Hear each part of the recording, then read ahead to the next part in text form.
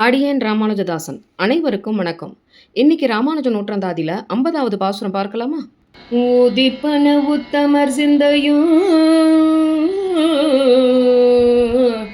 ஒன்னல நெஞ்சம் அஞ்சி கொதித்திட மாறி நடப்பன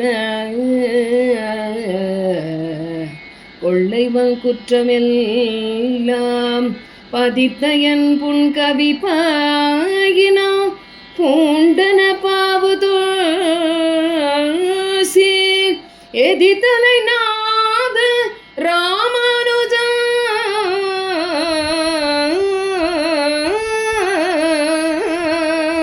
தன் இணையடியே.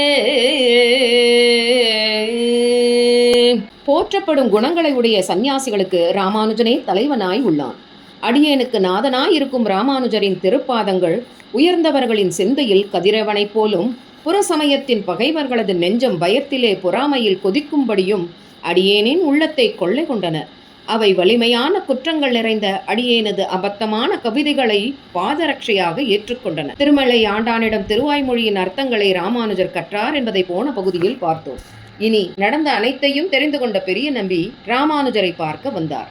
ராமானுஜா, துரோணருக்கு ஏகலைவன் போல் ஆள வந்தார்க்கு ஓர் ராமானுஜனாக உன்னால் அனைத்தும் முடியும் என்று நிரூபித்துள்ளார். அன்று ஸ்ரீ கிருஷ்ணர் அர்ஜுனனுக்கு மட்டுமே கீதை உபதேசம் செய்தார். ஆனால் நீ அன்று திருக்கோட்டியூரில் ஆசையுடையோர் அருகே வாருங்கள் என்று 8 எழுத்து மந்திரத்தை அனைவருக்கும் உபதேசம் செய்தாய். நீ அந்த கண்ணனை காட்டிலும் சிறந்தவன் என்று சொன்னார் பெரிய நம்பி. ஆசானே, இத்தனை பெருமையும் தங்களையே சேரும். தங்களின் திருவடி சம்பந்தம் கிடைத்த பிறகே இத்தனை பெருமையும் என்றார் ராமானுஜர். ராமானுஜா, நீ கற்க வேண்டியது இன்னும் பாக்கி இருக்கின்றது. அதற்கு நீ திருவரங்க பெருமாள் அரையரிடம் போக வேண்டும். அவரிடம் சென்று பெற்றுக்கொள் என்றார். இவரை நமக்கு முன்னமே தெரியும்.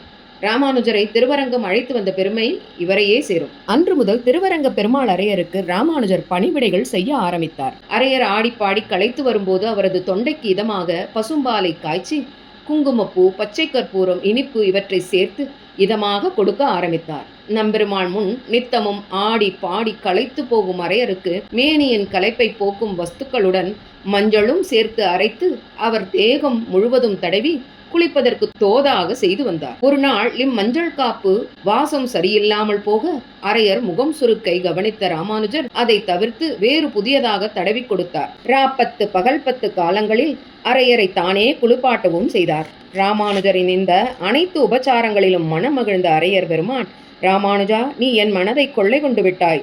உனக்கு இதற்காக என்ன செய்ய போகிறேன் என்றார். எனக்கு தெரிந்த இரகசிய அர்த்தங்களை அடியேனுக்கு மோட்சத்திற்கு காரணமானதாக நினைக்கின்றேனே, அவற்றை உமக்கு சொல்கிறேன் என்றார். மேலும் மற்றைய ஆழ்வார்கள் அருளிய பிரபந்தங்களும் ஆளவந்தாரின் மற்ற ஸ்லோகங்களும் உனக்கு சொல்கிறேன் என்று அவற்றையும் போதித்தார். ராமானுஜா, அடியேனின் தம்பியை உனது சிஷ்யனாக ஏற்றுக்கொள். அவனது பெயர் சொட்டை நம்பி என்றார் திருவரங்க பெருமாள் அரையர்.